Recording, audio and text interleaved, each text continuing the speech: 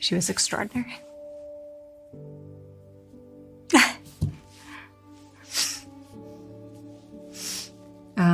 My mother taught me a lot about just like bringing intention to what you do,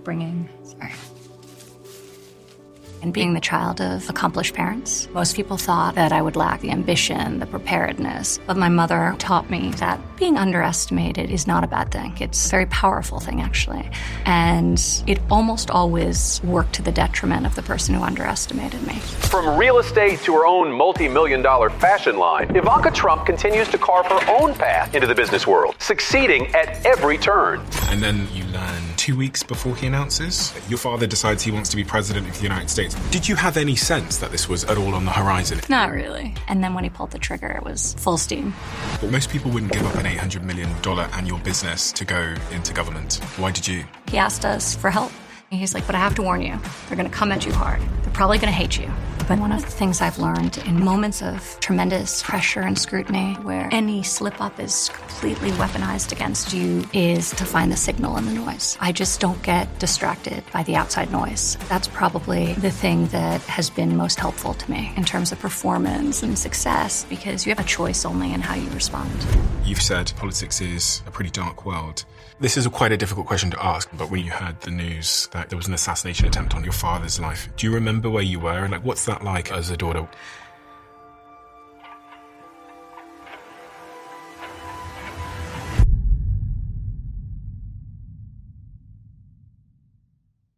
Guys, I've got a favour to ask before this episode begins. The algorithm, if you follow a show, will deliver you the best episodes from that show very prominently in your feed. So when we have our best episodes on this show, the most shared episodes, the most rated episodes, I would love you to know. And the simple way for you to know that is to hit that follow button. But also, it's the simple, easy, free thing that you can do to help us make this show better. And I would be hugely grateful if you could take a minute on the app you're listening to this on right now and hit that follow button. Thank you so, so, so much.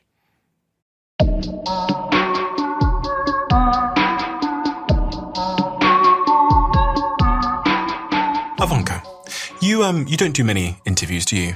Not really, no. Why don't you do much media stuff or podcasting or interviews? I actually don't know. I think I get sort of really locked in and heads down on what I'm working on, that I tend to kind of put on blinders and just go.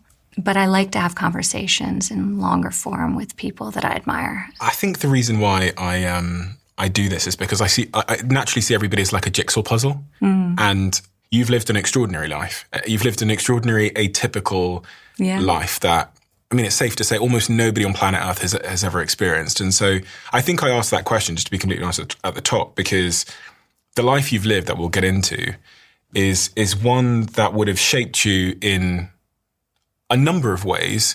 And one of them is, I think, from what I read, things that you had said and different experiences you had as a child is just like trusting people.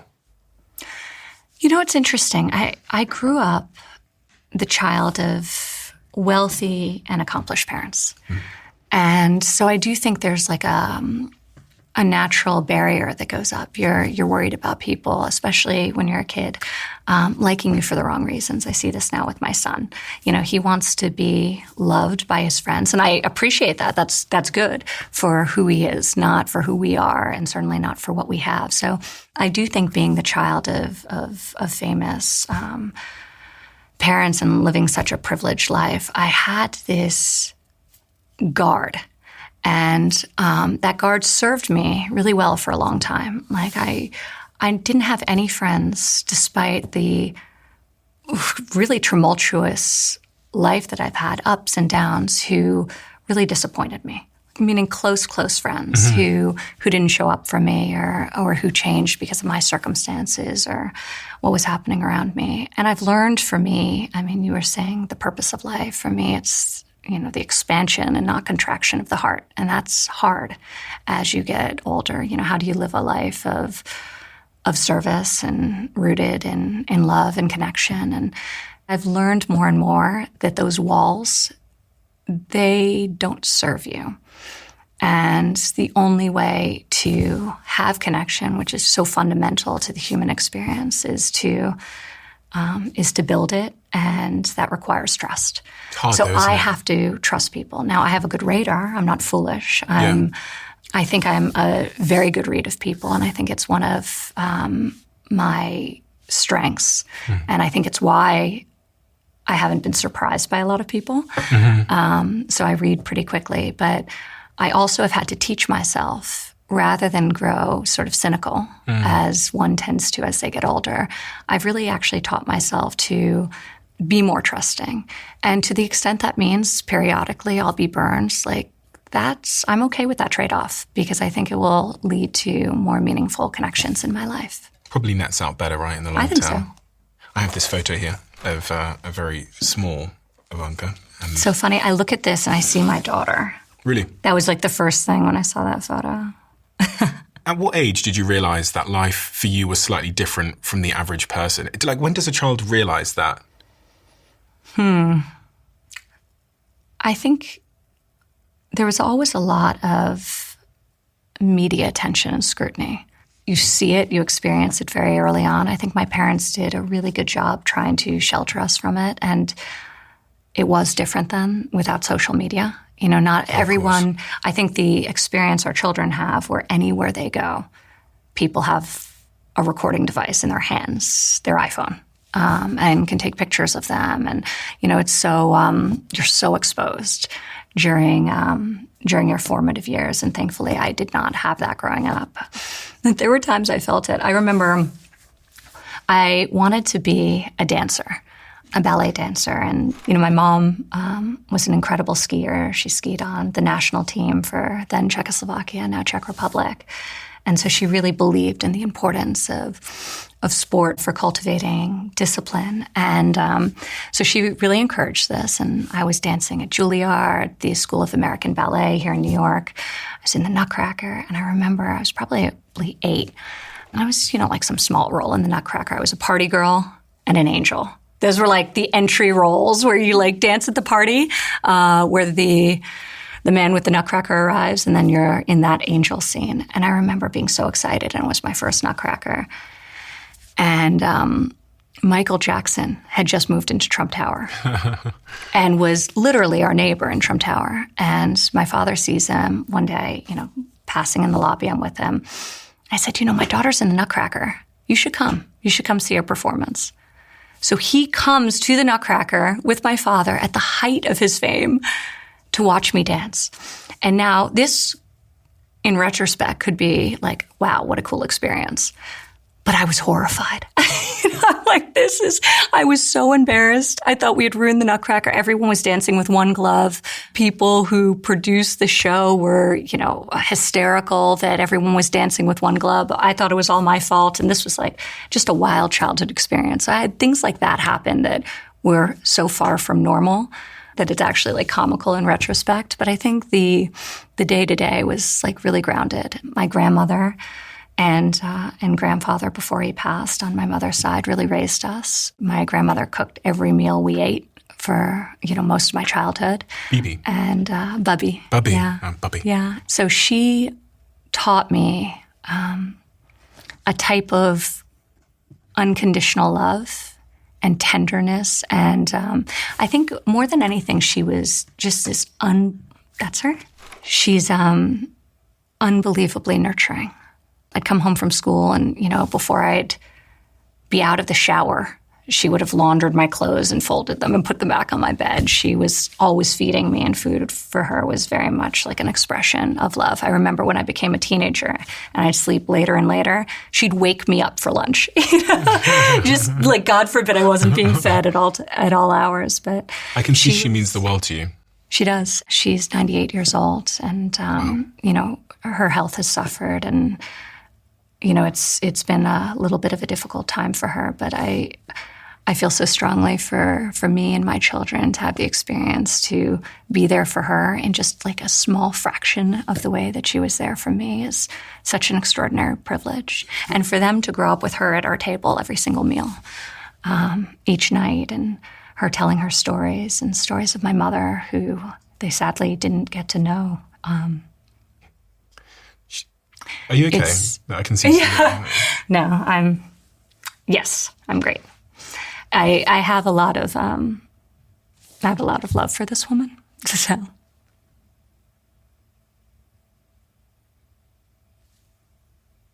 This doesn't happen to me often.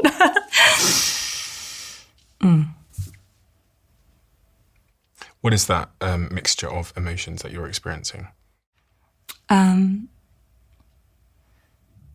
She taught me so much just about love, and we were talking before about connection. It's been hard to see her now as she struggles, but she's it's a blessing to have her in our home and living with us, and very special person.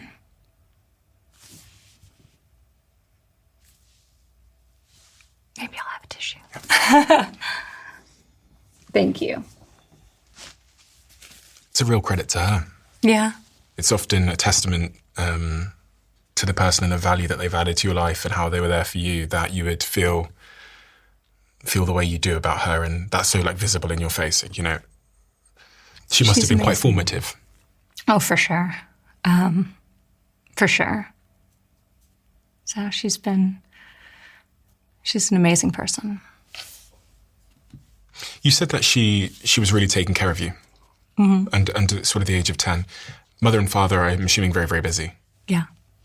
Explain that to me.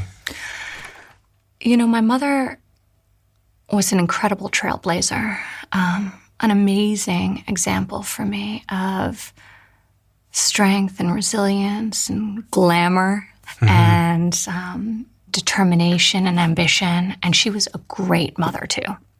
But she would also say, she couldn't do it alone. And she wasn't pretending she could. So she surrounded us with people who loved us. We had 2 amazing nannies. One of them worked for my mother until the day she died. The other worked for my mother until the day my mother died, and still works with us today. After we grew up, she worked as my mother's personal assistant. So they were very much part of our lives and part of our extended family. And of course, my grandmother, who she trusted completely with us. So she showed me a lot at a time when,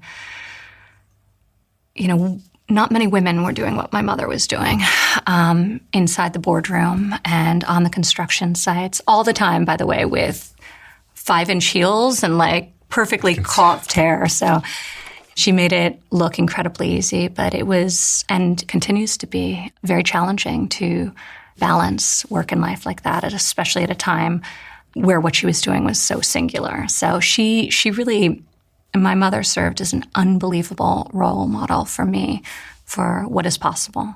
How to be an amazing mother who is loving and nurturing and fun and provides for her children, and also to be unabashedly and doggedly pursuing one's goals in a professional capacity. So she did that when she was married to my father. She did that following their divorce, and really was just an amazing mentor for me.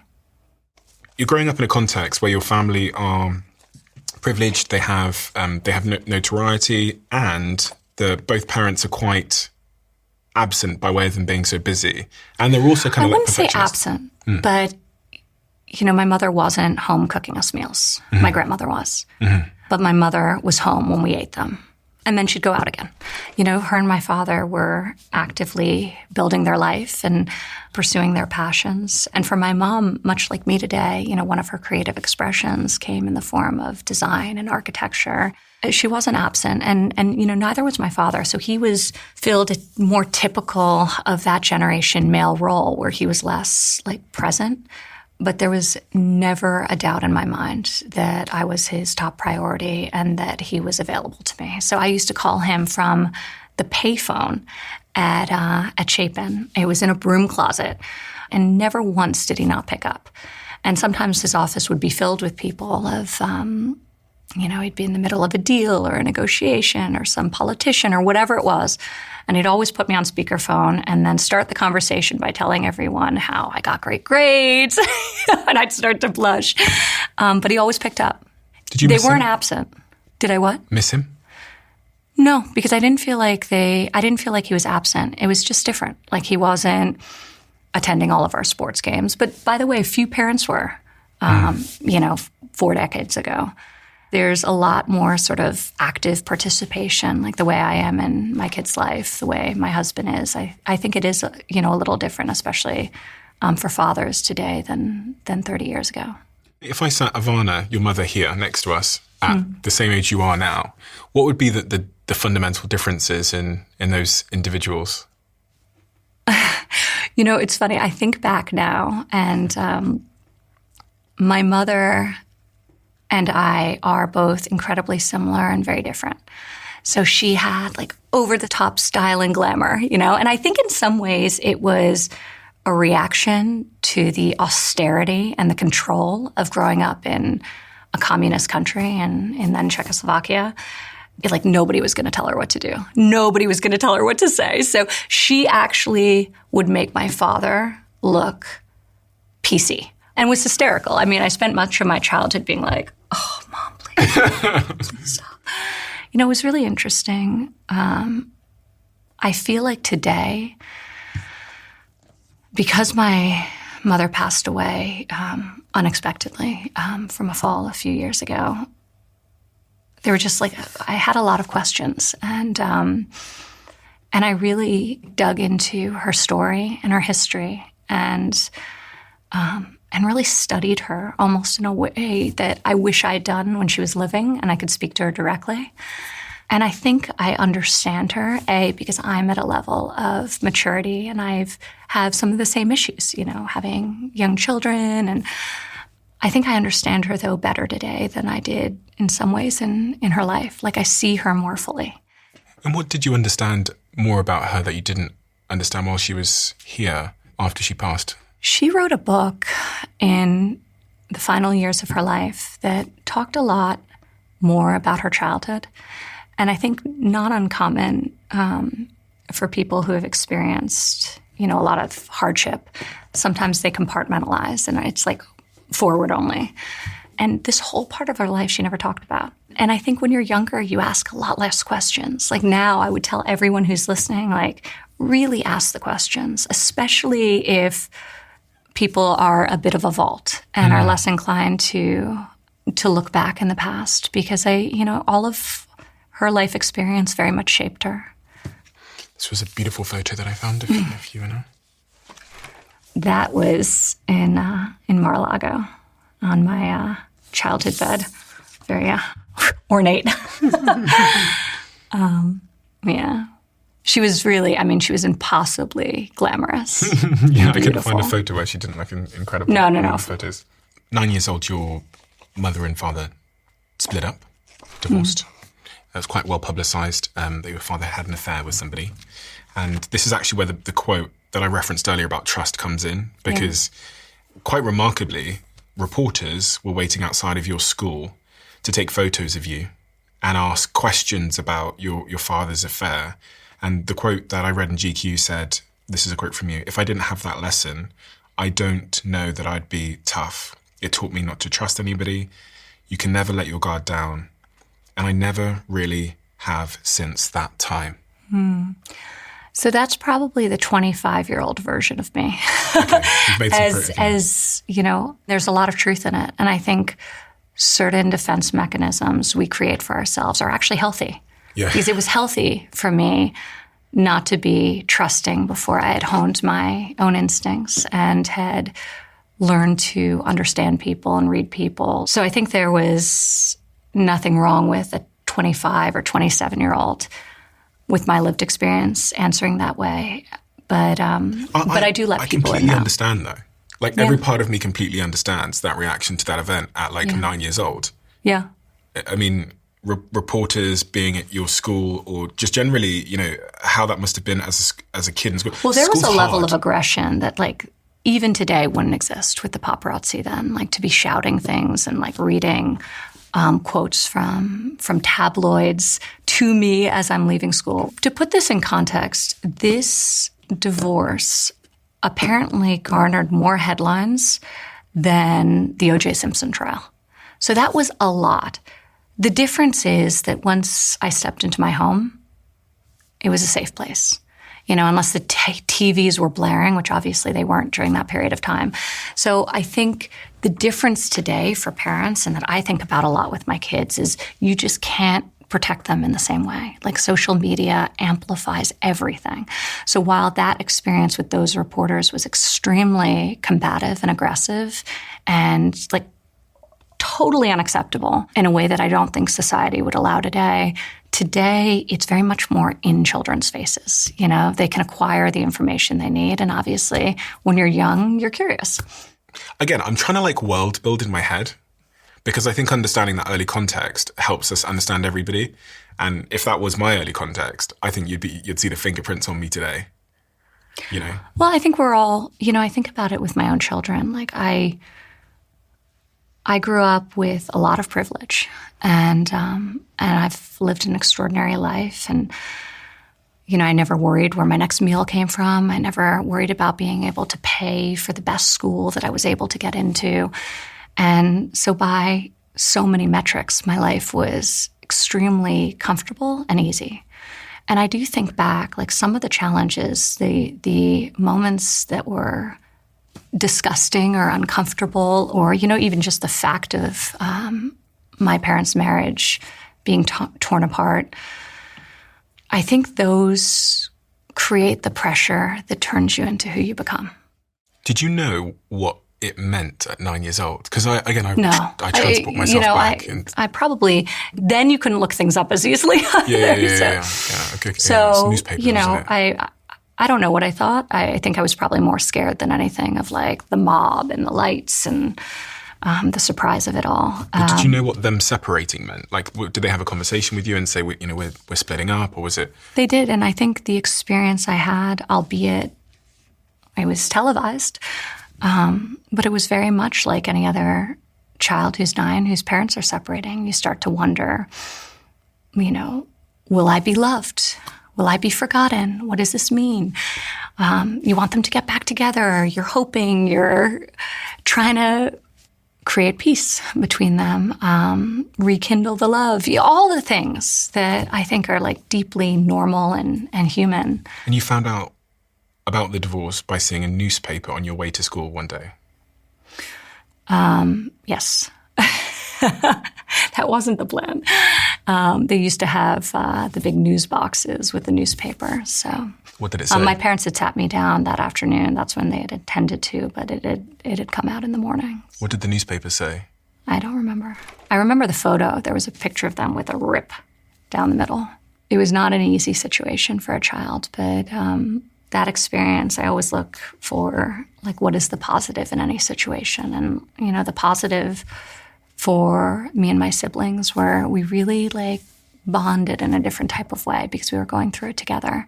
It must be so interesting being in your shoes because, look, me and you are both aware that people, they want to drive a wedge between you and your father. They want a headline. They want you to say something. I can see it within you that you have a real desire to be, like, open and transparent. But if I was in your shoes, I'd be thinking, like, everyone's trying to trip me out. Everyone's trying to make a headline on me and my life. They want to drive a wedge between me and my father. It's difficult. It must be difficult. Like, even I think about it as a podcast. The podcast gets big. I know if I say the wrong line, I think one of the things I've learned under moments in my life of tremendous sort of pressure and scrutiny is to, like, find the signal in the noise. And that's probably the thing that has been most helpful to me. It can become quite turbulent. I find myself sometimes literally, like, dancing in the eye of the hurricane. It's been many years of my life, but there's a lot of, like, peace within me. So I just don't get distracted by the outside noise. And I think if you know what you stand for, then it really is just noise. When did you have to learn this? Because am I right in thinking, this is the first time that I saw the Trump family during The Apprentice. Okay. So obviously, growing up as a kid, big fan of business. Yeah. We had the UK Apprentice, but the US one was much more interesting in my opinion. So this is when I first understand who your father is and who you are. What was the sentiment around you as a family at this point? Because again, people can't remember pre-Vortex. It was the biggest show in the world at one point. It was this massive phenomenon. He had been very famous in sort of New York and in real estate and in business circles, but this kind of it expanded awareness of him beyond those New York circles onto a global stage. So there was a lot of attention and a lot of excitement. He was very similar to how he is now. He said exactly what he was thinking, which could be polarizing at times, but it's part of what people loved about him. I think the thing about my father and my mother is they're deeply authentic. So you can disagree, but there's a certain amount of respect for the candor of it, and the lack of fear to say what you're thinking, because so many people are sort of afraid to be their true selves. You're more delicate with your words. Yeah, but I know exactly who I am. That's why the noise doesn't affect me. I'm really proud of the fact that, I've lived through some incredibly intense times where people are taking cheap shots and swinging, and I don't punch back because I don't believe in sort of spending my time and focus, being combative, jumping into that particular arena and to the nasty swirl of social media. It's not for me. And I've been consistent in that my whole life. And I feel like that sets an amazing example to my children. Where did you learn that? What is it that you've read? What are the sort of You just have to be yourself, and you have to be true to yourself. And I don't allow that noise to distract me. We were talking earlier about Stoicism. I think Marcus Aurelius' meditations is so informative on so many levels. I mean, here you have somebody who was literally an emperor, and he's writing this journal in a tent in a battlefield. So his perspective is amazing. And he once wrote that the soul becomes dyed the color of its thoughts. And I think about that all the time. The cost to me of living in a way that's inconsistent and not aligned with what feels right, what models the right thing for my children, what feels inherently true to me, it's too expensive. It's too expensive for my soul, so I won't do it. So, there have been times when the incoming and I say, well, but that isn't right, or this isn't right, or I want to correct it. And then I say, what's the cost of doing it? Thoreau has another great quote. It's something paraphrasing to the effect of, the cost of anything is the amount of your life you're willing to exchange for it. I focus on those things that elevate my soul, my joy, my happiness, my connection to the people I love and care about. Have you always been there? Because you seem more stoic now, but I have I'm much more naturally like this. I feel things, a lot of things. You're a bit of an empath, right? Oh, for sure. Okay, yeah, makes sense. So I have not always been like this. I had to work to be like this, and I had to, I think, mature, and I had to gain confidence. And it took me a while to really let people in. And I think it was after my children were born that I really experienced a different type of love. It cracks you open, and you're never the same, and you want more of that feeling. I'm very intentional about everything that I do. Even sitting here today, I have zero interest in spending 2 hours having a conversation with somebody I think is a bully, because they get good podcasts.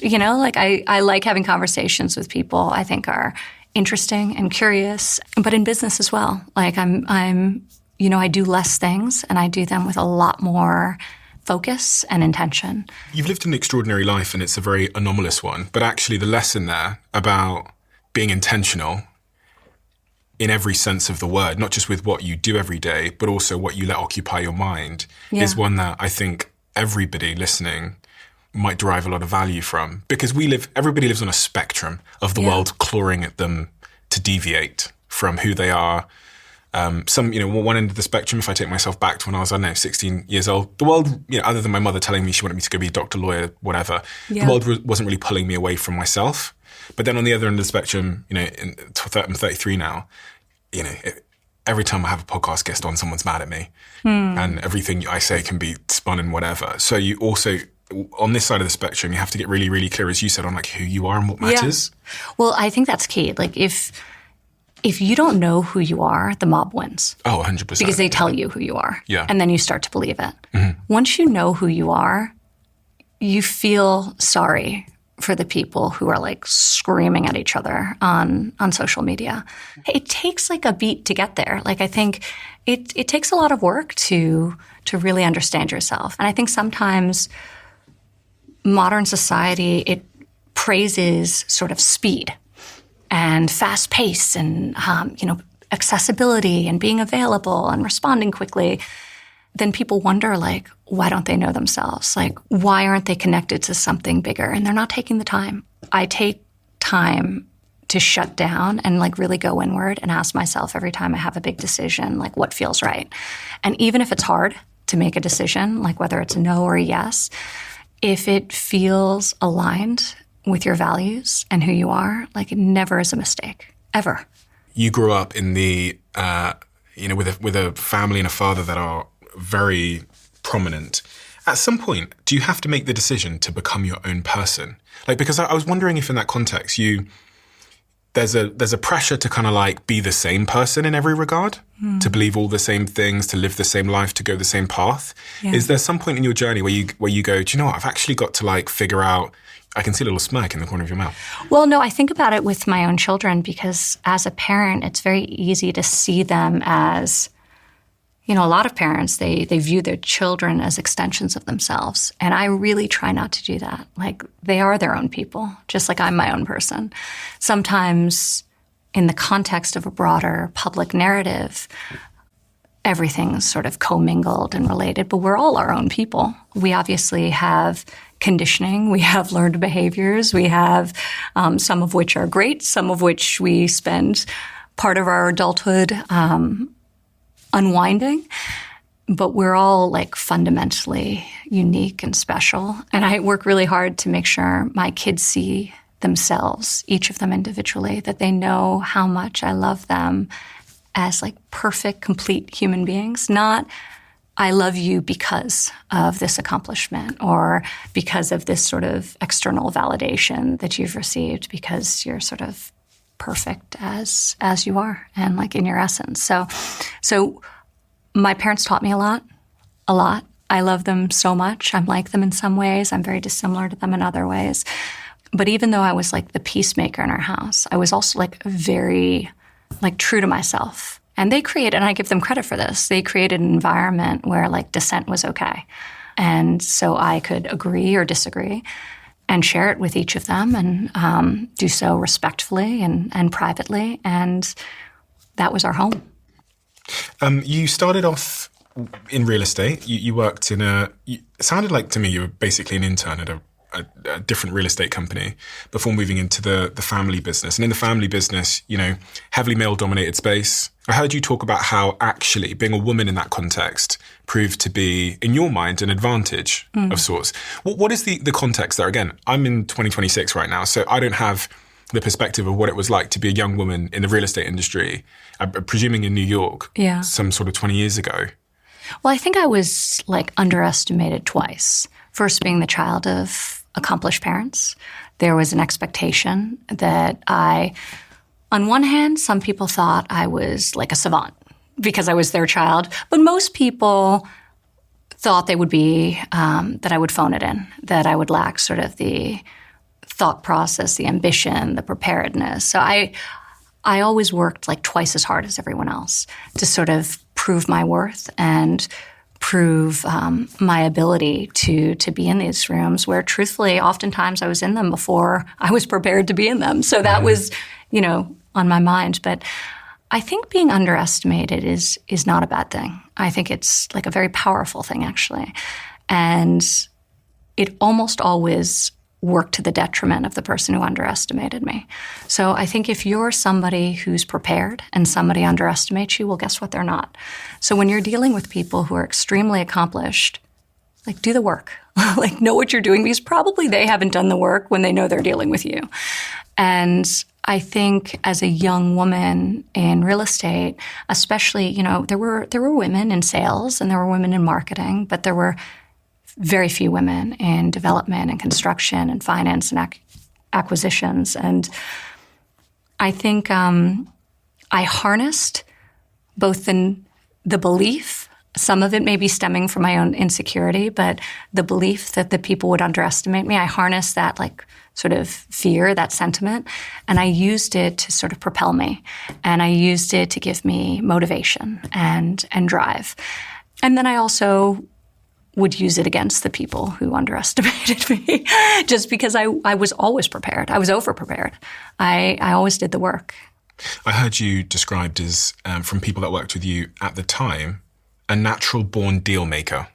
And this kind of overlays with what you're saying there, that if someone underestimates you, they're actually setting themselves up to be surprised or... Well, I'd prefer to be underestimated than overestimated any day of the week.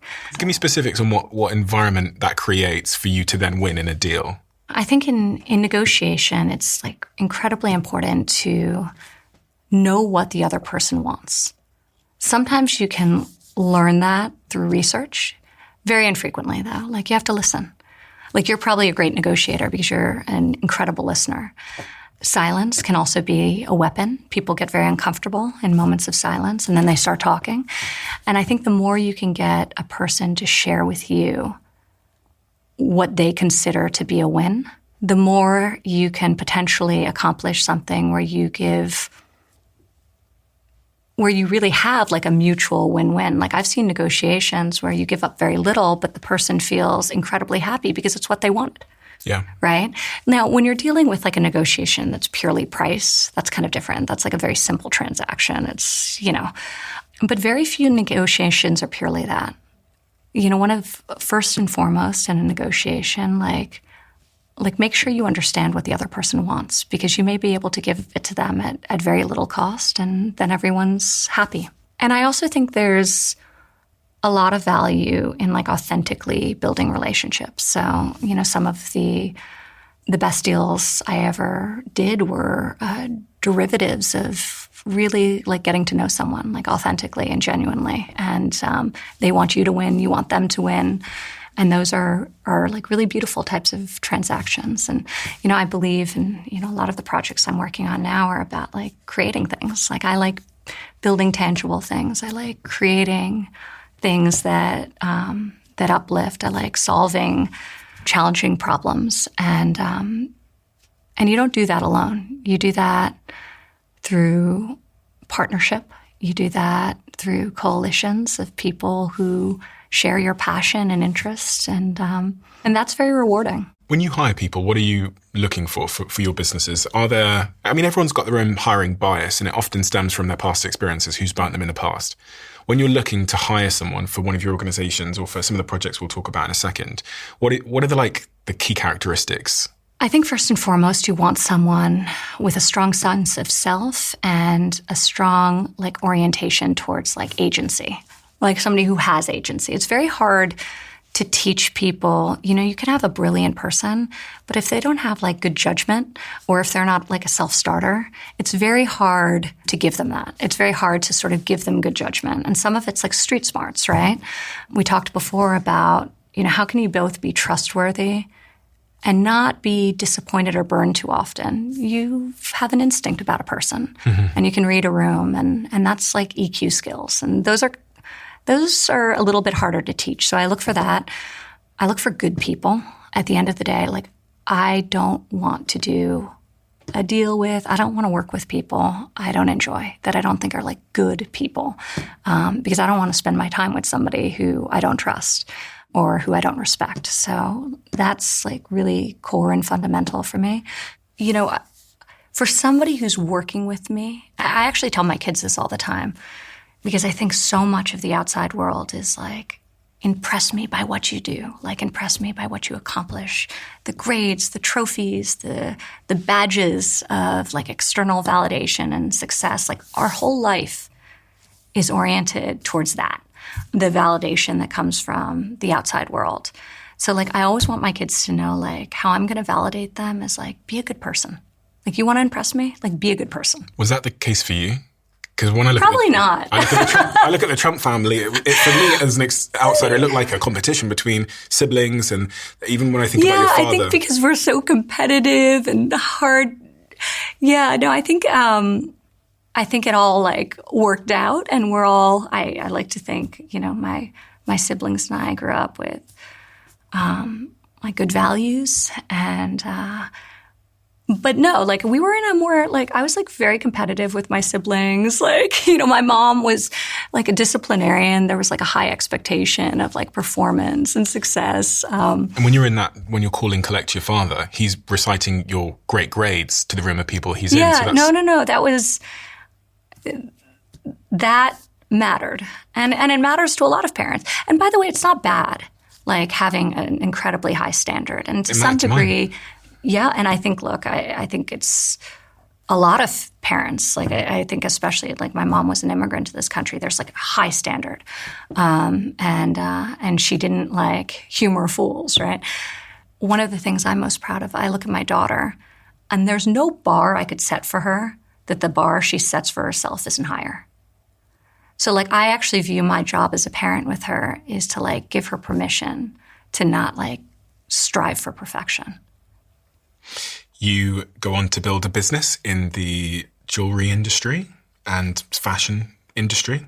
I was reading about there was a point in your career where you were offered a job by Anna Wintour at Vogue, and I think your father did kind of want you to go in that direction, but you wanted to go in the real estate business direction. She called me actually on the day I graduated from university. I went to Wharton School of Business at University of Pennsylvania, and she offered me a job at Vogue, and I was like incredibly honored and flattered and groggy because she called me at 8 o'clock in the morning, which calling a college student at 8 o'clock in the morning, you might as well call them at 4:30 in the morning, you know, like that was, but I was like deeply aware from when I was a young girl that like I wanted to go into real estate.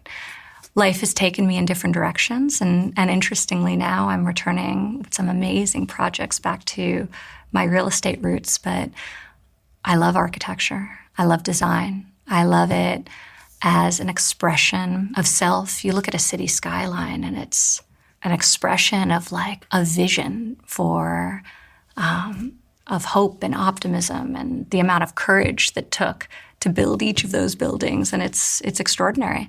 But you did go into the fine jewelry at 26 years old. And then at 33, you launched IvankaTrump.com. And you were in a huge amount of major retailers, including Nordstrom, Neiman Marcus. And that's really also, that's what I knew you first for.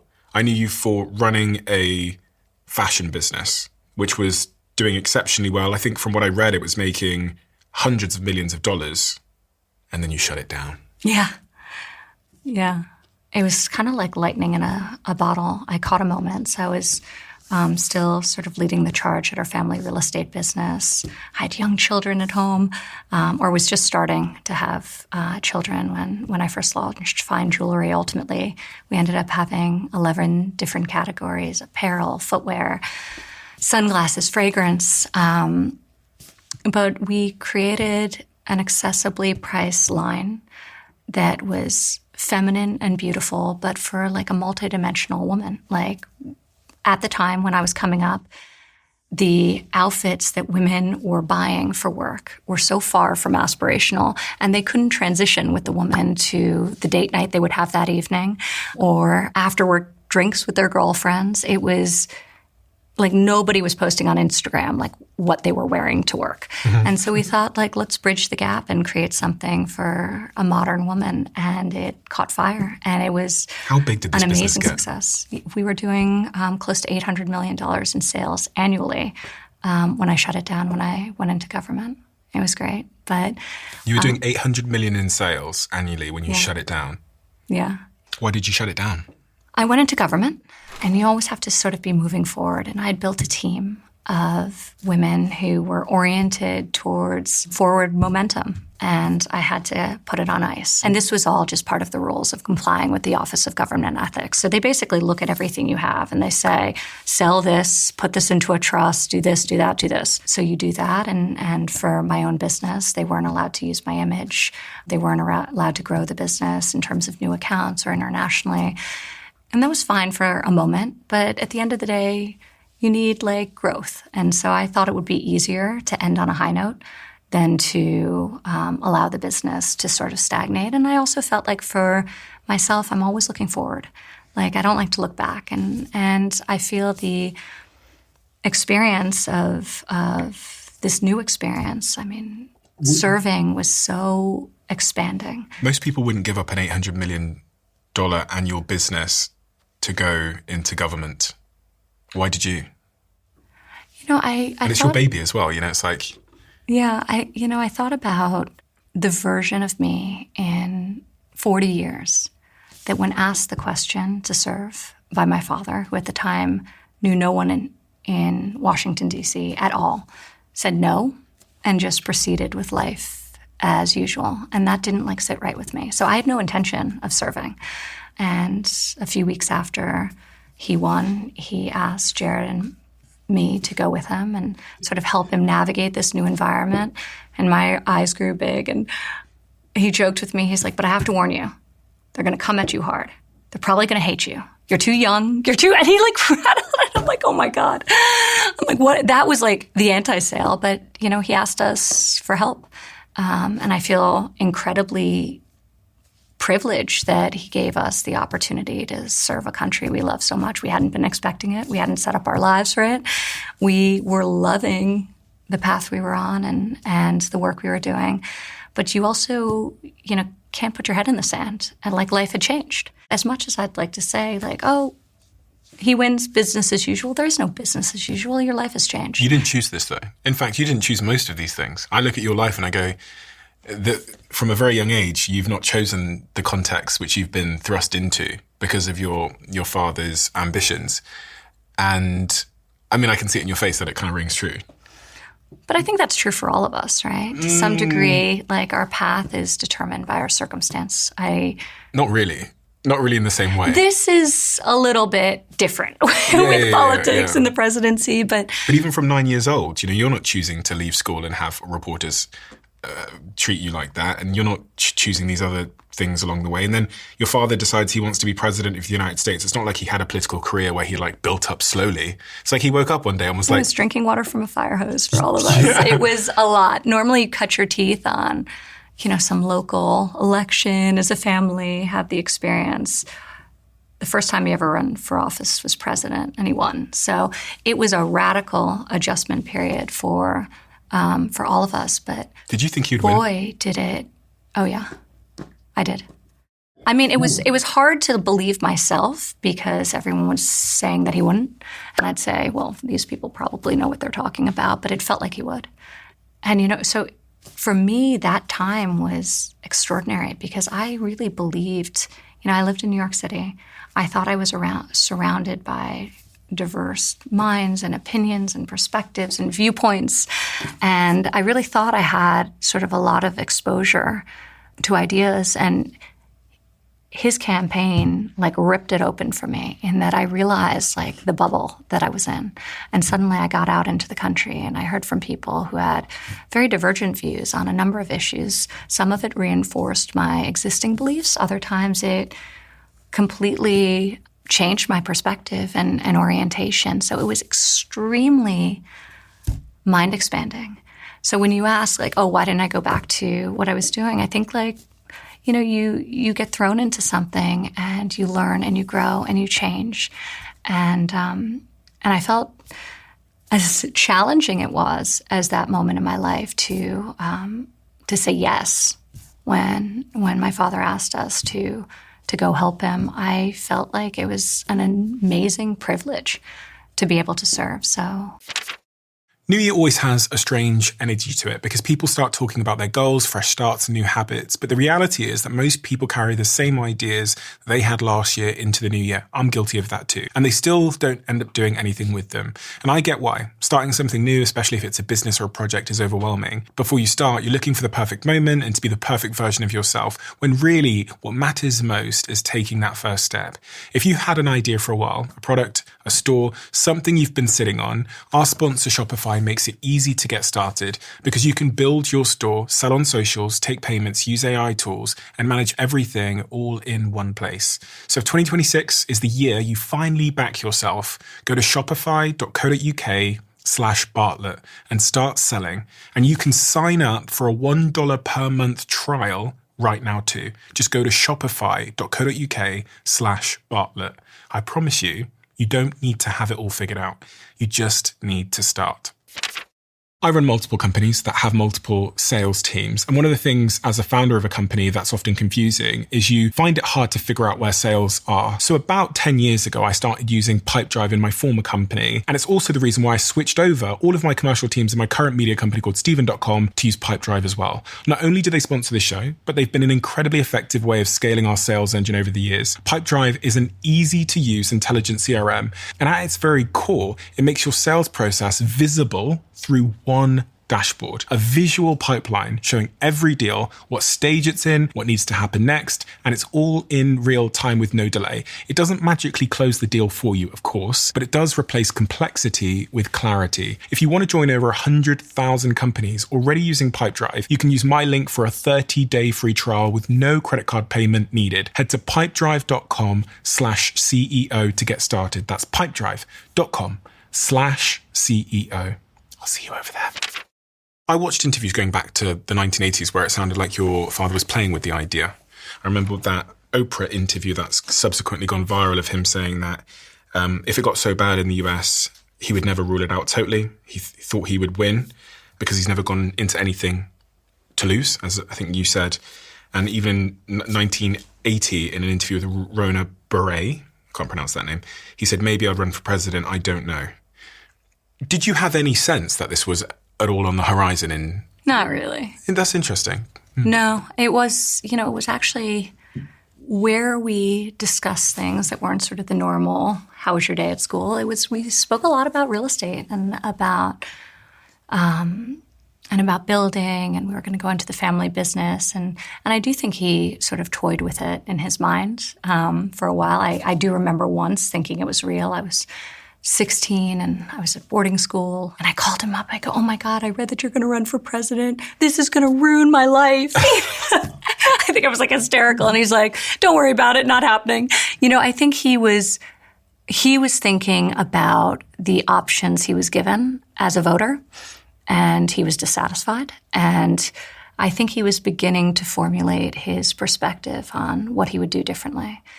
But it was not my childhood, that was not an ambition of his that was at least articulated to us. Some of the ideas, you mentioned that Oprah interview, he was talking about trade policy being deeply unfair to American workers. His viewpoint remained consistent over time and remains consistent to this day on exactly that, about trade policy, and many of the things he articulated then are very true for him to this day. And then in 2015, when you're 33, my age, you learn 2 weeks before he announces that he's going to announce that he wants to run for president. Again, how do you receive that? Is there not like an existential panic like you had when you were 16? We came together as a family in Bedminster, and he shared with us his intention, and he asked me to introduce him. And I said to him, I'm like, well, are you really doing this? Are you really going to do this? He was coming down the escalator and I'm trying to introduce him and give this speech. I'm like, is he going to get up here and actually, it was so quick. But I think he had debated it in his mind for a long time. And then when he pulled the trigger, it was full steam. Life hasn't been the same since, in many respects. No, it hasn't. But it's been an extraordinary ride. There have been highs and there have been lows, but we've done a lot of living, so. A lot of living. A lot of living.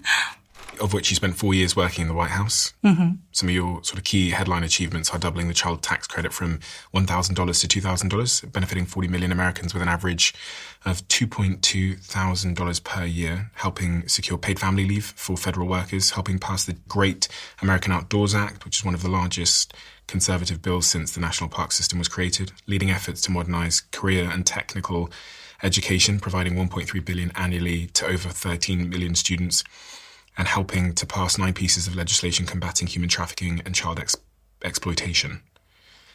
And then it ended. Were you happy it ended? Because I sat with Michelle Obama, she seemed happy. I left it all in the field.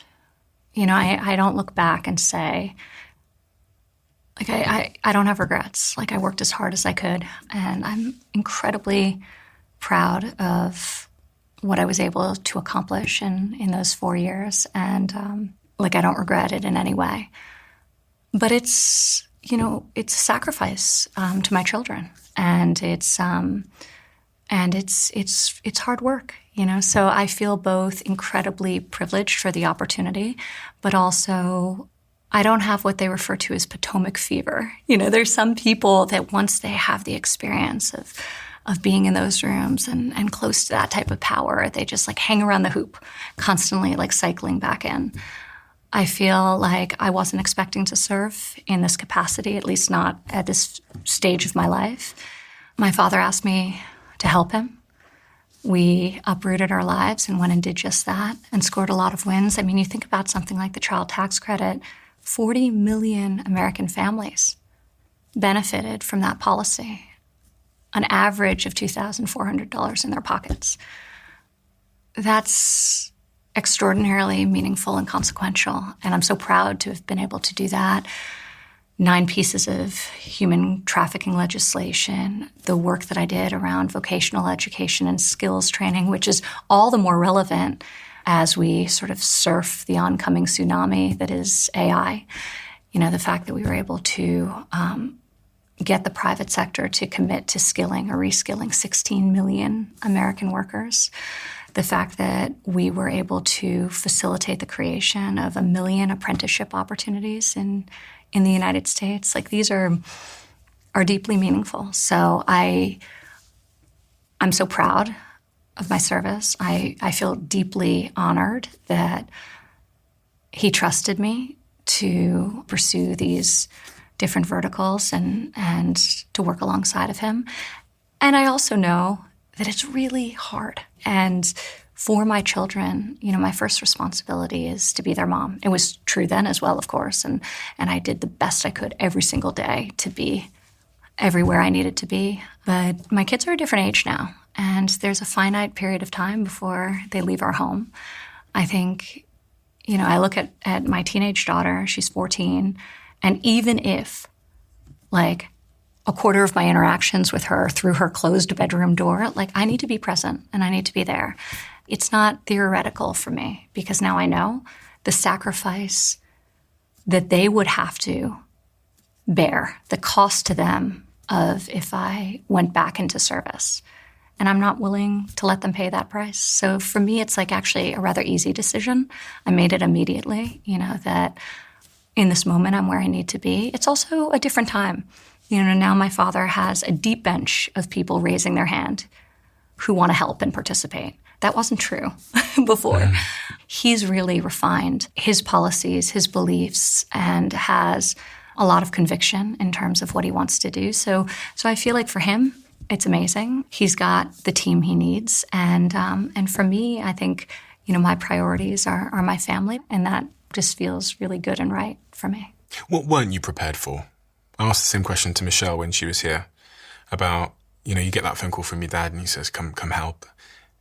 One has a vision of what that might look like, but there's surprises. Michelle talked to me about so many of the things she had no idea would be the case. You're not prepared for any of it. There's nothing that trains you for the experience. And I think one of the things you realize pretty quickly is like power, just like money, makes people more of what they already are.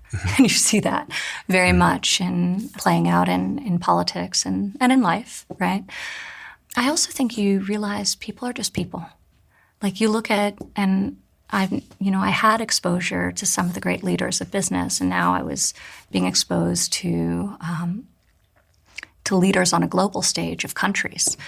Sometimes they were monarchies, other times they were elected democracies, and then all sorts of variants of that, and you realize at the end of the day, like, people are people. Some of them, their kids don't speak to them. They got in a fight with their wife that morning. They're just people.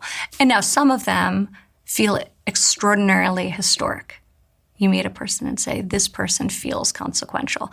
Others of them you leave and say, I wonder how this person ever got elected to this, high office. But I think it removes the veil and the mystery. And I think it removed for me a lot of any of like intimidation I may have in like interacting with another human being. Your security situation must have changed quite considerably. It did, yeah. And because politics is a dangerous game. I think I heard something that said being president is the most dangerous job in the world when you look at the fatality rate. And obviously we've seen political assassinations in this country even in recent times, but your father was also shot at, hit in the ear when he was on the campaign trail more recently. What's that been like? And what does it actually, can you give me any specifics on what that actually means? When you become involved in politics, how does life change from a security perspective? Yeah.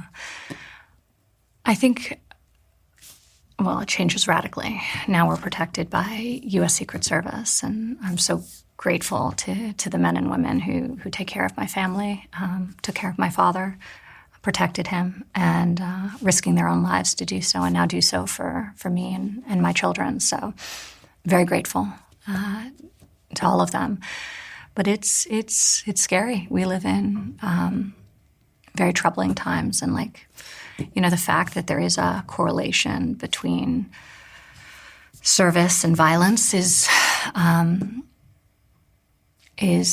terrible in and of itself. But that's the world we live in. So I have to acknowledge that reality and defend my family as best I can, and make sure they're protected. And I'm very fortunate the Secret Service are the best in the world at doing that. Where were you in 2024 in July when you heard the news that your father had been shot in the ear?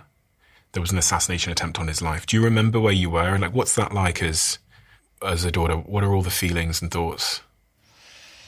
I was in Bedminster, New Jersey, and there was a lot of commotion, and the televisions were on, so I saw it almost immediately. Not in my house. I actually don't love watching television.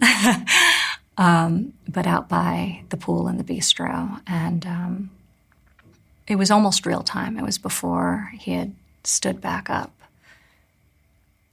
that I had seen what was transpiring, and two of my children were there. So my first reaction was to turn them away. But it was incredibly difficult. Interestingly, I knew real time in that moment that he was fine. I just knew that, it wasn't his time. So I was horrified, and I was scared, and I was protective of my children, but I didn't believe, the worst possible outcome had transpired, thank God. And thank God it hadn't. And then I saw him that night when he came home from the hospital, because he was also staying. That morning he had left from Bedminster, and that evening he returned after he left the hospital. And it's late, 2 o'clock in the morning, and Jared and I stayed up, and we met his car as he was pulling in. And I just feel like just incredibly lucky that he was protected on that day. But it's, when you can't take things for granted in life, and I've learned that in numerous ways, that being one of them. When my mom passed prematurely, when my husband had a scare with cancer, all of these challenges that remind you how finite and how precious every moment of this life we live are, make you realize you just can't take anything for granted. And I think as you move through them, and, God willing, you're able to, and we were so fortunate that day that this was a failed attempt to take his life, not a realized one. But I think you recommit to sort of love and connection, and to a recognition of how short our time here on Earth is, and how you have to value it. Someone shooting at your dad and trying to kill your dad. This is quite a difficult question to ask, but it's like if most of us will never be able to relate to the fact that members of the public want our parents to be deceased. And that's the reality of the situation for your father, is someone shot at him, was trying to execute him publicly. And I wonder how that, again, doesn't make you negative to the world. Because I don't allow it to. What does that accomplish, being negative towards the world? I think that brings more negativity into the world. Even for the person that shot at your father? There's a lot of sickness there, and I think that forgiveness is a difficult thing in this regard, but I think you have to, his living was a blessing. So I could look at what happened and be rightfully traumatized by the experience. And nobody could really argue with that, but you have to move through it. And on the opposite side of that is the fact that he's with us today, that he didn't die, that my father's alive. And that is an extraordinary blessing for me as his daughter. In life, you have a choice only in how you respond.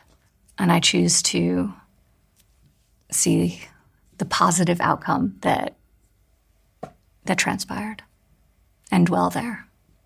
The mind plays out scenarios, right? The mind plays out the scenario that where he didn't make it, where he turned his head in the other direction, the bullet hit him, and presumably you've played out that scenario of how different life would have been. And well, seeing it on repeat for months on television, on the news, was certainly not the easiest thing, and that's part of why I even before I never loved watching the news. I'll read the news, but no, I mean, he's here. Really felt like a miracle and a blessing, and that's what I focus on. I can see the emotion again in you, which is, again, it's fascinating to me because I've heard people around you speak about it, but the emotional toll seems to be more still sort of present in you about that incident than it does about other people that I've heard speak about this. Well, he's my father. He's my father, and he almost lost his life that day, but he didn't. And I feel truly grateful for that.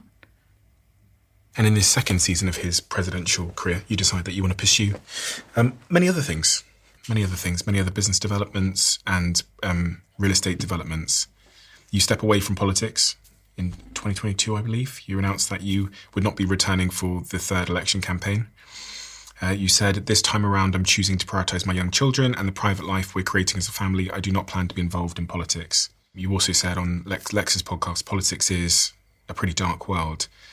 There's a lot of darkness, a lot of negativity, and it's just really at odds with what feels good to me as a human being. I was thinking this earlier on about 30 minutes ago. I was thinking your nature, as I've known you, seems to be the antithesis of this type of world, like fame. Totally true.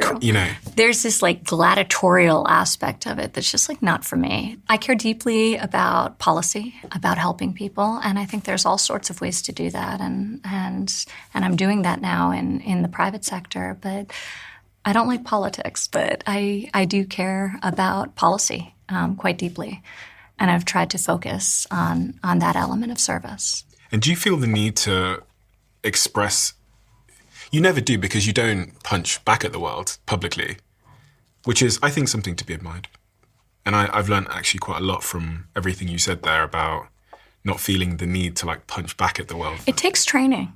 Yeah. It takes real training. I was actually reading recently about the crow, and I thought it was a great metaphor for life. So crow's a highly intelligent animal, extraordinarily so in some cases, but it can get aggressive and territorial, and it's one of the only animals that will actually attack an eagle.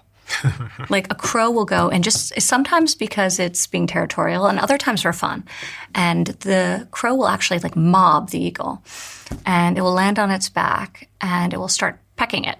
And the eagle's response to this, which naturally the eagle's many times over larger than the crow, isn't to twist and turn and knock the crow off or defend itself and then go on the offense. It's just to fly up and it flies up while the crow continues to like just peck at its back. It flies up and up. And the crow is not built for high altitude flight. So at a certain point, as the eagle flies up, not expending any energy in the counterattack, the crow just falls off. It can't sustain the altitude. So, I kind of love that analogy for life because you have a choice. You know, you can turn around, you could fight back. Probably the eagle would win. Or you can just, you know, play the game on your own terms. And I think about that sometimes. And I thought it was like a brilliant metaphor for dealing with the noise. And you trained that muscle. For sure. So there was a time when you did care. For sure. Because there was a time when I was just like confused. I'm like, well, but I didn't even do that. Like, what are you talking about? Yeah. Like, I don't even know what you're... And then there's this sense of, well, that's unfair. Like, that's an unfair attack. And then you realize, like, a lot of it's unfair, especially in politics. Like, it's just like a team sport and people attack and, you know, and people also, you know, put you up on a pedestal and you just can't get distracted by either. You just have to be yourself and you have to fly up, let the crows fall off, and that's it. That's all you can do. Do any of you remember a conversation I had on this podcast with anthropologist Dr. Daniel Lieberman? It was one of the most viewed conversations of all time on the Diary of a CEO. And interestingly, the most replayed moment of that entire conversation was when I talked about a specific pair of shoes that I wear. They're called barefoot shoes, and they're made by a brand called Vivo Barefoot, who have become one of the sponsors of this show now. All of their shoes have significantly reduced support, which gives my feet the opportunity to strengthen just by wearing them. And research from Liverpool University backs this up. They've shown that wearing Vivo barefoot shoes for 6 months can increase foot strength by up to 60%. So if you want to start strengthening your feet, which are the foundation for the rest of your body, head to vivobarefoot.com/DOAC. And if you do that, I'll give you 15% off when you use my code StephenB15. Use that code at checkout, and I'll also give you a 100-day money-back guarantee. StephenB15. Enjoy. We have finally caved in. So many of you have asked us if we could bundle the conversation cards with the 1% diary. For those of you that don't know, every single time a guest sits here with me in the chair, they leave a question in the Diary of a CEO. And then I ask that question to the next guest. We don't release those questions in any environment other than on these incredible conversation cards. These have become a fantastic tool for people in relationships, people in teams, in big corporations, and also family members to connect with each other. With that, we also have the 1% diary, which is this incredible tool to change habits in your life.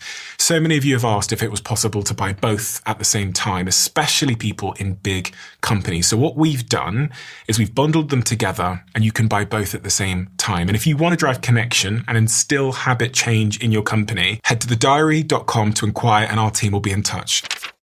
You are very different from your father. Now listen, I know you love your father deeply, and I've watched you in every interview you've ever done to talk to that love, and I have exactly zero desire to ask you any questions or ask anything that's going to try and drive a wedge or get you to say something that I think is not fair. But the thing I find interesting is that like how you make your way in the world and like become your own person when you do have this derivative noise that's trying to define you through things that you have never even actually done. Yeah. And I just find that fascinating, like how, and life has clearly made you a stoic for this very reason, because you have to deal with, I guess to some degree, being characterized in a certain way for actions that you yourself haven't taken. So one has to become a stoic, or else how could one possibly survive? Like we all deal, I think, on microscopic levels with like injustice. Found the eye of the hurricane. Yeah. I think, but like I sometimes like feel a lot of gratitude for it, because I think sometimes you keep being taught a lesson until you learn it. And I think as somebody who always wanted peace and harmony, and I think I needed to like, maybe it took this level of intensity to be like, okay, like peace and harmony within the context that I can help facilitate, like I can't control something so much bigger than that. So sometimes like maybe that was my medicine, Did you go to therapy? Not in my childhood. Actually, as an adult, I have a lot of friends who are unbelievable, either teachers, professors, therapists, and I have like a very growth-oriented mindset, as you could probably tell. Like I'm always looking to learn about myself and about the world. And so they've provided unbelievable perspective for me over the years. I ask that because I imagine there's lots of people watching now who contend with their own struggles. Yeah. Similar to that, dealing with the outside world or... I think therapy can be amazing. I think you have to have the right therapist and somebody who helps you sort of process and move through. I don't think it's like healthy to linger too long. Like I think you have to move forward. When did you decide to start seeing a therapist?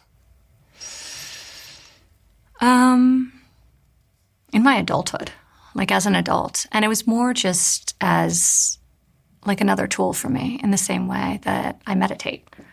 You know, I view it as an opportunity to do an internal inventory. Was there a catalyst? There's often a catalyst when I interview people. Something happened, they realized that they needed more tools. You know, I think some of the challenges around Jared's health. Mm-hmm. I just left Washington. Our life was in flux. Jared was diagnosed with thyroid cancer for a second time. And then my mother passed. And I wanted to make sure I'm really good at like being tough.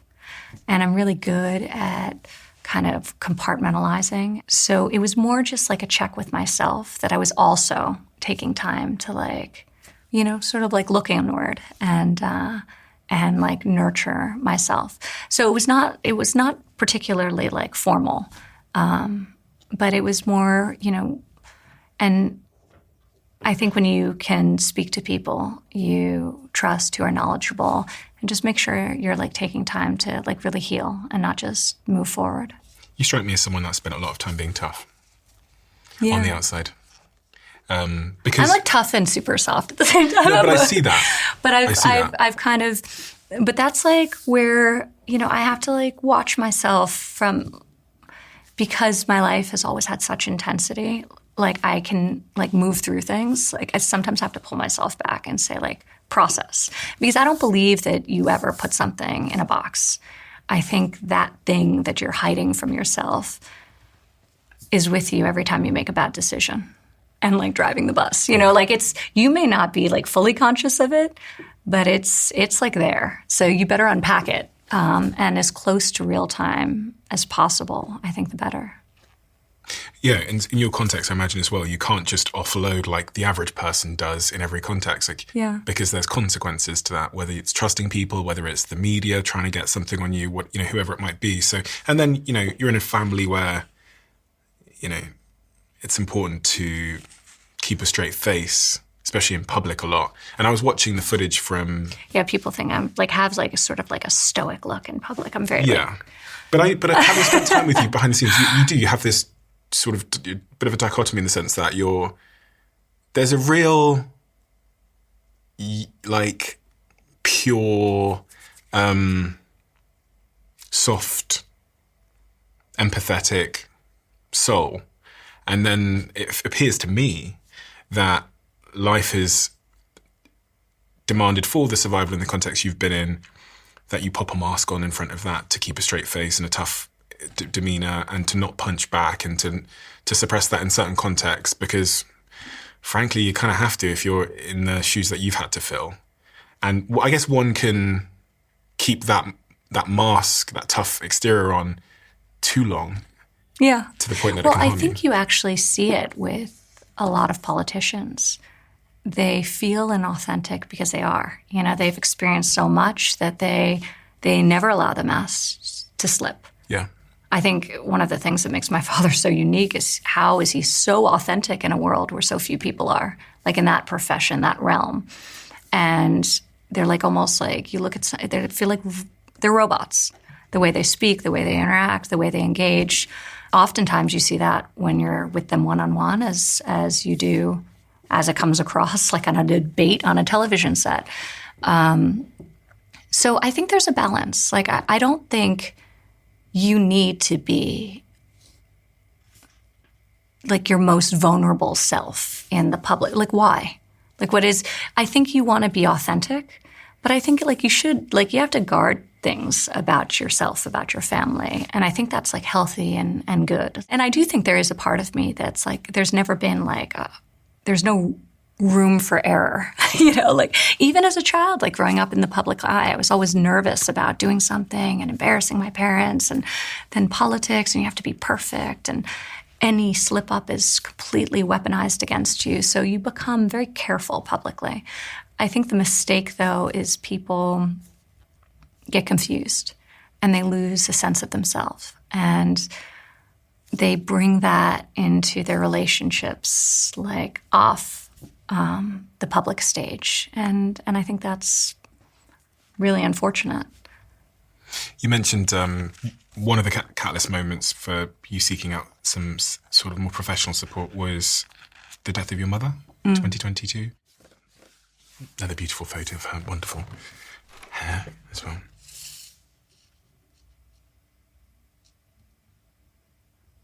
Try not to cry again. It's okay. She's extraordinary. She was extraordinary. It's okay. She lived a good life, though. I tell myself with my mom, she like really lived. She had fun. So she taught me a lot about just like, the presence I talk about just like bringing intention to what you do, sorry. Oh.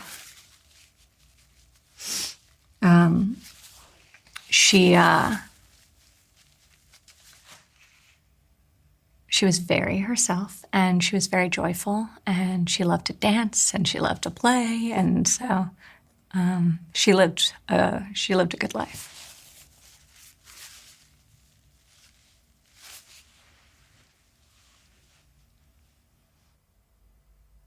It's a unbelievably tragic way to lose a parent, is suddenly and unexpected when they are strong. I mean, it says a lot that your grandmother, which is her mother, still alive, almost 100 years old, and she lost her life at 70 to falling down the stairs in her By the way, I said my grandmother was 98, she's 99. Wow, okay. So, crazy. It's amazing. Yeah. No, it's very challenging, and, grief is just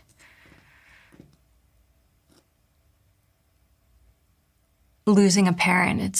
It like hits different, especially unexpectedly, especially sort of post-COVID, which like kind of robbed so many of us of so many years. For some people, they sort of sheltered together, and it actually created connection between generations. And, unfortunately, she was in New York and I was in Washington. So there was distance there, just geographically. But I really, like I was telling you before, we really keep her memory alive. Like I really took the time to think about her, not through the eyes of the child who idolized her fully, but through the eyes of an adult who saw her clearly. Her strengths, her challenges, and like I think about like my role as a parent to my own children is to sort of stand guard against, like to make sure they're exposed to all the elements of her that were amazing, and share the stories and remind them. And also to like kind of like a lioness stand guard against the passing on of challenges she had and struggles. And so I try to do that with my own family. Have you grieved properly? Yeah. Because you're very busy. I think it's super important. And that's part of the reason I really got introspective. I think wherever there's discomfort, that's where you have to go. Mm-hmm. And, I would talk about her and start to cry, just like I'm still doing, but in a different kind of way, Like I was avoiding for a moment, a very short moment, because I recognized in myself, like, the discomfort. And, like, you have to, like, unlock that. And you have to really make the time to think about and talk about and process. On the business side of things, you have started in 2023, I believe, at 41 years old. You co-founded Planet Harvest with one of your friends, Melissa Ackerman, inspired by your experiences creating the USDA's Farmers to Families Food Box program during COVID-19. When I look at all that you do, you're doing this incredible project in Albania to develop the land there. You are investing in technology companies. You've got this Planet Harvest project, which is incredible. And then you've got, a family, which, you talk about standing in God in front of them and so on and so forth. How do you balance all of this stuff? How does one balance it? You don't. Balance is elusive. I think of balance, it's like a scale. It's going to tip.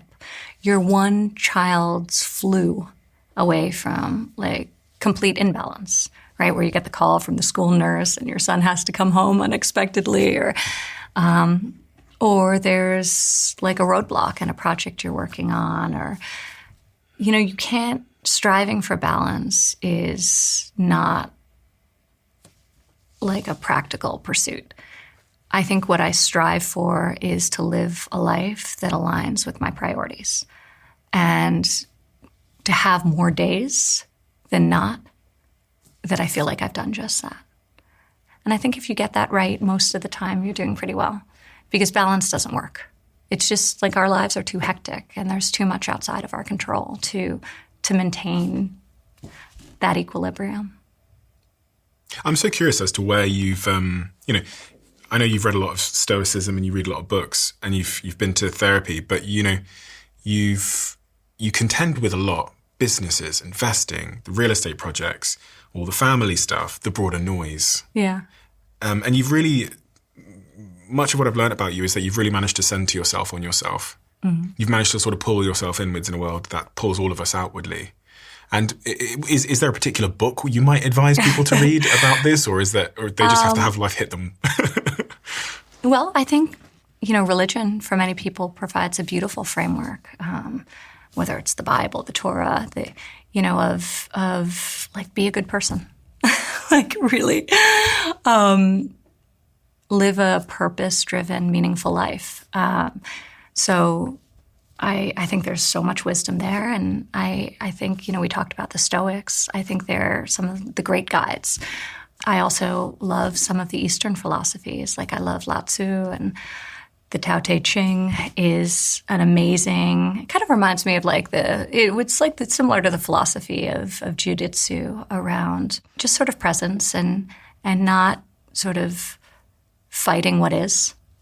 So much of suffering comes from a rejection of what is, fighting something that it just is fact, as opposed to sort of that which is within our control. So I'm actually very drawn to sort of Buddhism and Taoism, and I personally feel very alive. I think you look at if you think back over the last week, and I don't know what this is for you, but you think back over the last week, maybe even the last month or the last day, when you were in a flow state, when you felt most alive, that's your medicine, that's you in your essence. But so I try to also put myself in those situations as much as possible and make sure to bring that into my life. I'm fascinated by Planet Harvest because you could have done so much with the leverage and experience that you have, and you chose to build a business called Planet Harvest, which you can find at planet-harvest.com, that is helping to reduce food waste and creating change for farmers across the country. Why, of all the things that you could have aimed at, and I know you're aiming at many at once, but why is Planet Harvest so central to your mission at the moment? Thank you. This is truly a mission-driven passion and pursuit of mine. And I think I told you before that there's nothing better than being obvious by being contrarian. And that's sort of how Planet Harvest was born. I saw through the COVID pandemic, I got really close to the farmers because I created this farmer to family food box program that created grants that would enable farmers to sell their perishable produce to third parties, distributors, NGOs, churches, who would then get it to the last mile of needs, ensuring that when people needed food, the food in the fields wasn't going to waste by being tilled under, as we saw in the early days of the pandemic. The supply chain shut down. So the restaurants were closed, the airlines, the hotels. So the farmers had no place to send their food and couldn't afford to take it out of the fields. So we created a grant program to enable that connection. But it really got me very close at a farm level to the farmer and their experience. And obviously that was a catastrophic time when there was just zero demand. But I started seeing, even in a normalized situation, the amount of waste that happens on a field level, and the amount of food, beautiful, nutritious, perfect food that's left to rot in the fields, while so many communities want for that form of nutrition. And I met a woman who's CEO of the company, and we decided to co-found an effort together to utilize this excess and create demand for it and get it into the ecosystem, supporting the environment, supporting these great American farmers. Like, I'll just give you one example. Strawberries. 400 million pounds of strawberries every year get left in the fields, not even taken out and given. Not because they're imperfect. They just don't meet a really rigid cosmetic specification that's defined by retailers oftentimes 20, 30, 40 years ago, so that everything's very standardized. It's just a great way to solve a problem, provide incremental revenue for farmers, which is so needed in such a tough business. So we're really proud of the work we're doing there. It's a beautiful, beautiful cause. I'm going to link below if anyone wants to learn more, as many details as I can about the project and ways others can get involved, whether they're retailers or farmers or anyone that's interested in getting involved.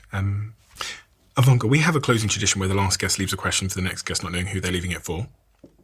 And the question that has been left for you, it assumes you are a parent, so thankfully you are, is if your oldest child came to you and said they wanted to follow in your footsteps, what are the 3 pieces of advice you would give them that would increase their probability of happiness and success? Oh, that's a great question. I think first and foremost... That's your eldest? Yes. Arabella, is it? Arabella. So what would you say to Arabella? She says she wants to be an entrepreneur and an investor and... I think first, you have to love it. I think especially if you want to be an entrepreneur, like the amount of work and dedication and grind, the challenges, the responsibility as you build a business for other people's livelihoods, it's enormous. And it's, you know this. It can be very heavy to carry. And I have never seen someone at the peak of their game who doesn't absolutely love what they do. And I've seen a lot of brilliant people. I went to school with many of them who were way smarter than anyone else in the class, who flamed out by going in a direction that they were capable and proficient in, but not passionate about. So you have to want it. Because if you don't, somebody who's perhaps less capable, perhaps less smart, they'll work twice as hard. And you can't compete with that. Mm-hmm. So that's number one. I think number two is you can't imitate anyone. You have to be yourself. And we've talked a lot about knowing thyself. But actually, Naval, who's a friend of mine, who's great, he talks about, as an entrepreneur, the importance of authenticity and how it's the key. When you're copying, you're losing. You have to be yourself, and then nobody can compete with you. And so I think you have to sort of find yourself, be yourself. You can't be derivative of anything else. Of course, you can learn from others, but you have to blaze your own course. And as an entrepreneur building something new, you have to have also a tremendous amount of resilience through that process. And it's that's nuanced in and of itself, because that doesn't mean you have to wear blinders and go when you know it's right. But you have to also, they talk about the famous pivot, right? You also have to pivot sometimes, right? So it's not to a fault. You have to still be receptive to sort of incoming information. But for the most part, like, you have to go. And I think for a young person, I would tell my daughter, you're going to have to believe in yourself before the world believes in you. Like, you can't wait for the world to believe in you, because if you haven't believed in yourself, you'll never get there. So you have to start, and that's why, like, I love talking. Like, one of the things I've been doing a lot of is investing in technology businesses, AI, robotics, incredible founders and entrepreneurs building generationally defining products, and developing these amazing ideas. And I love seeing the belief and the conviction they have in themselves. And sometimes, like, it's like their experience doesn't match, like, their confidence. But, like, you have to start somewhere. And if you don't, like, believe in yourself, you'll never get out of the gate. So believe in yourself, charge forward, and then when you start putting up some W's and getting some wins, like, the rest of the world may or may not start to believe in you as well. Ivanka, thank you. Thank you.